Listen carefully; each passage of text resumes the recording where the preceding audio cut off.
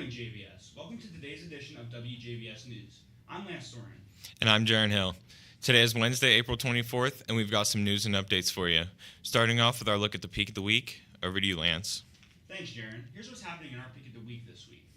Today is team period, and Buckeye local coaches will meet with students during team period. Tomorrow, due to recent rescheduling of division and hearing screenings, they will now be on tomorrow. And lastly, Friday, there is a prom assembly at 8:45 a.m., followed by prom from 7 to 10 p.m. Lance. That wraps up your mic's not on. Yes, it is. My mic's on, y'all. Just It is on. If we're live right now, sorry we're having some technical difficulties. My mic is on. I don't know what's going on. Jaron, start reading the story. The National? He asked the National. I can't. What exactly is Jaron reading? Say something. In national news, students at a growing number of U.S. colleges are gathering in protest. Encampments with unified demand of their schools stop doing business with Israel or companies that empower its ongoing war in Gaza. The demand has its roots in a decades-old campaign against Israel's policies towards the Palestinians.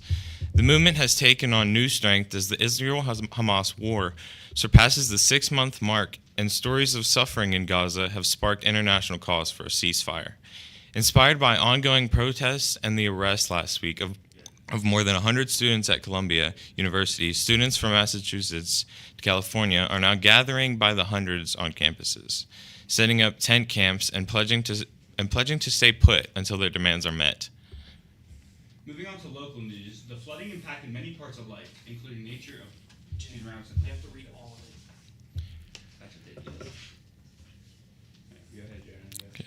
Moving on to local news, the flooding impacted many parts of life, including nature and insects. In the Ohio Valley, swarming season began 10 days earlier than last year, and the early April floods are to thank for that.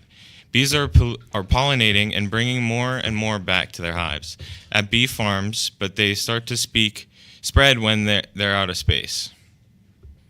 Now, let us take a moment to honor our nation and recite the Pledge of Allegiance. I pledge allegiance to the flag of the United States of America and to the republic for which it stands, one nation, under God, indivisible, with liberty and justice for all.